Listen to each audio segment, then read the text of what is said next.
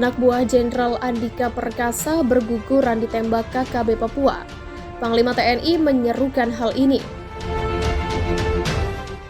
Berikut ini tanggapan Panglima TNI Marsikal TNI Hadi Cahyanto atas aksi kelompok kriminal bersenjata Papua yang kian beringas.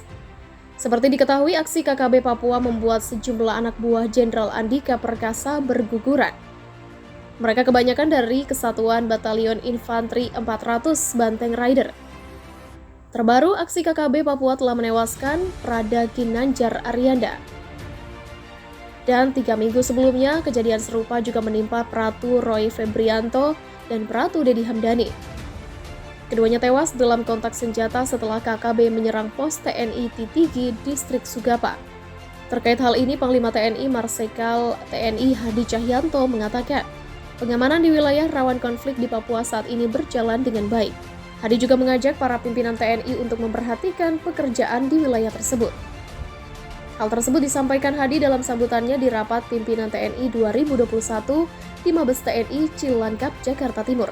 Beberapa waktu yang lalu, TNI terlibat sangat intens dalam berbagai peristiwa yang menjadi sorotan publik.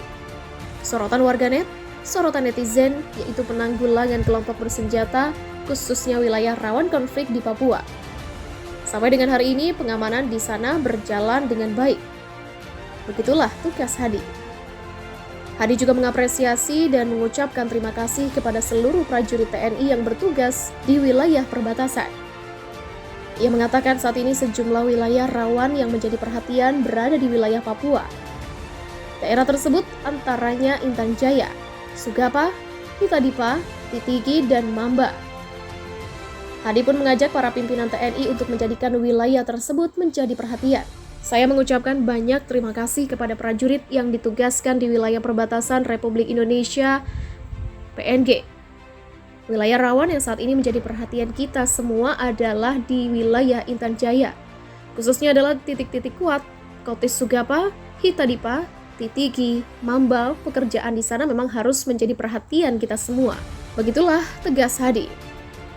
Terpisah, Kapolda Papua Irjen Paulus Suwaterpau meminta pemerintah Provinsi Papua dan Dewan Perwakilan Rakyat Papua ikut turun tangan menyelesaikan masalah KKB Papua di Intan Jaya.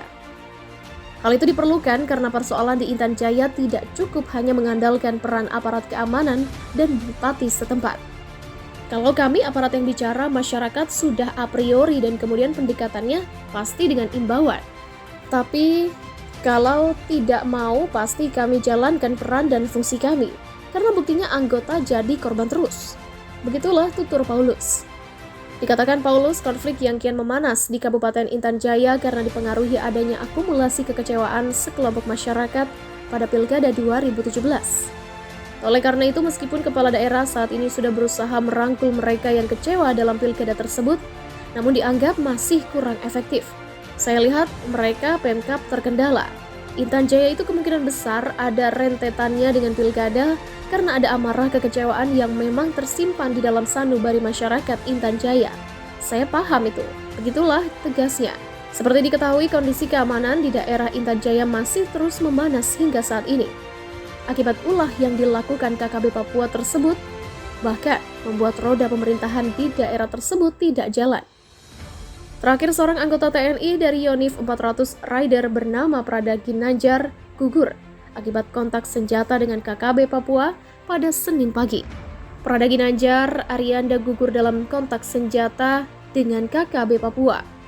Nyawa Prada Ginanjar Arianda tak bisa tertolong setelah terkena tembakan di bagian perut.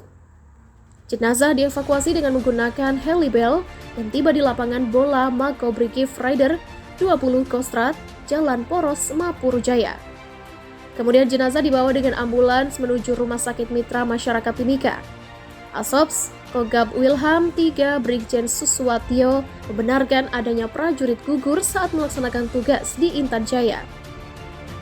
Meski Brigjen Suswatyo tidak memberikan keterangan terkait kronologis kejadian, rencananya jenazah akan diberangkatkan ke Jakarta menggunakan pesawat komersil untuk selanjutnya dimakamkan di kampung halaman Sunda, Jawa Barat.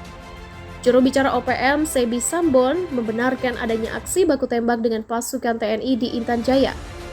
Pasukan TPNPB OPM telah menembak mati seorang anggota TNI di Intan Jaya. Sampai saat ini, kontak senjata masih berlanjut. TPNPB Kodam 8 Intan Jaya di bawah pimpinan Sabinus Waker bertanggung jawab. Dengan melihat eskalasi konflik perang antara pasukan TPNPB dan pasukan kriminal TNI dan Polri di Papua, maka manajemen Markas Pusat Tentara Pembebasan Nasional Papua Barat sampaikan kepada pemerintah Republik Indonesia bahwa perang pembebasan nasional yang dilakukan oleh TPNPB tidak akan berhenti. Prada Ginanjar adalah anggota Tabakpan 4 di 3 Ton 2 Kipan A Yonif 406 Brigif. Prada Ginanjar gugur pada Senin 15 Februari pukul 8.15 waktu Indonesia Timur saat menjalankan tugas-tugas mobile Yonif. Semoga kusnul khotimah. Semoga kau ditempatkan di surga kawanku, Tuhan sayang engkau. Kami akan lanjutkan perjuanganmu. Begitulah tulis akun Garda Depan _Indonesia. Panglima TNI Marsikal Hadi Cahyanto mengingatkan para prajurit agar menghindari pelanggaran hak asasi manusia. Dalam Rapim TNI Polri maupun Rapim TNI, kami juga harus melihat untuk menghindari tindakan pelanggaran HAM, sebagaimana perintah Presiden Jokowi. Begitulah kata Panglima TNI dalam sambutannya membuka rapat pimpinan TNI di Mabes TNI Cilangkap.